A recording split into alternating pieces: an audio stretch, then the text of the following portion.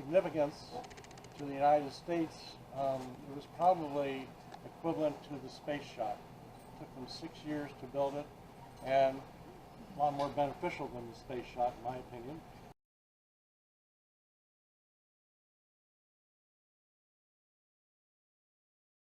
This is the Trains magazine article, which is pretty cool.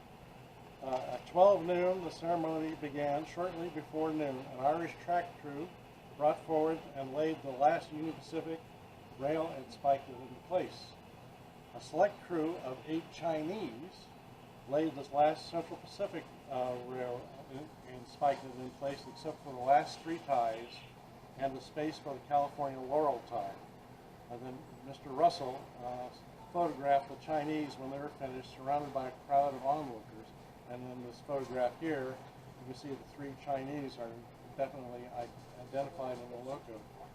Interestingly, 3 of the 8 Chinese who laid that rail showed up at the 50th anniversary of this event.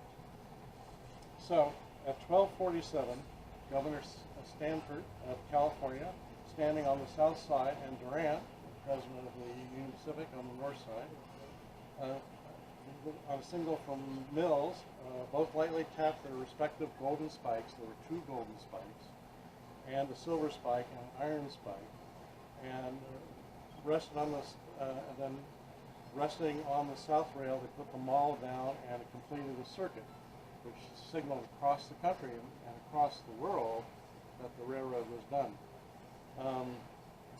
So this also set off cannons and bells in cities and towns from coast to coast. So cheers erupted from the bystanders at Promontory.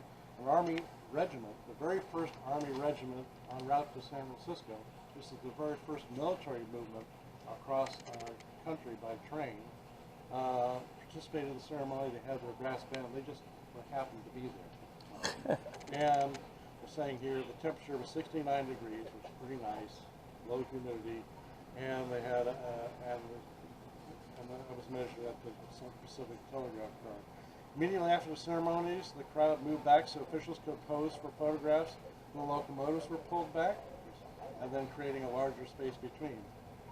And then, mid-afternoon, at about a half hour, most of the important officials retired to their private cars for a buffet. They left the field to the workers. The engines were brought forward again to touch the pilots, and the workers gathered for more photographs, including what has become the iconic photograph of the event of the locomotive engineers holding out their champagne bottles. So they exchanged the bottles and toasted each other and baptized the rails.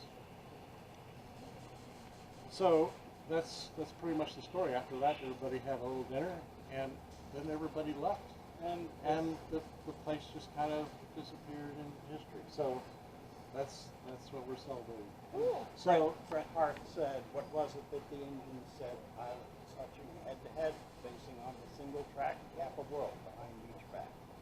that's the reason Larry is here. Larry Brennan and Sarah Tourville and Bob Burke are witnesses to our awesome Golden Spike event that we're going to have now to celebrate the completion of our main line, which 4 hard years.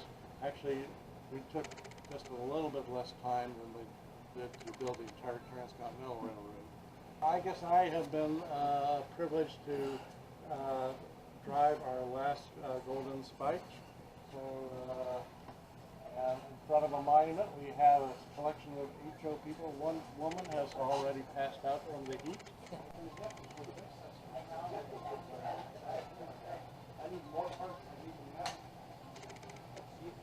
There is an itty bitty gold spike. So I'm going to drive it, and then it fell out. Okay. Welcome to my world. Get in there. Oh, it's a magnet. It's a magnet to go forward. Okay, erase that do-over. Done. And the witnesses cheered. All right. Okay. So with that, that's the video portion of our program. I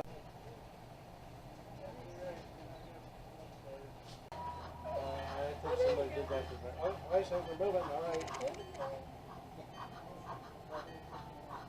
You're going to leave it in there, right? Yeah.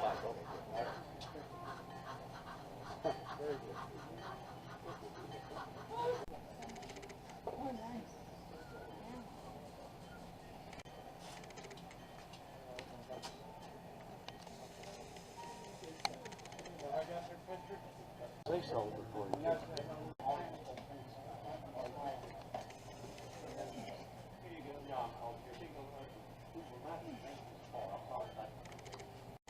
Happy 150th birthday, America's Transcontinental Railroad. All right. And the Golden Spike Day for the First Coast Model Railroad Society.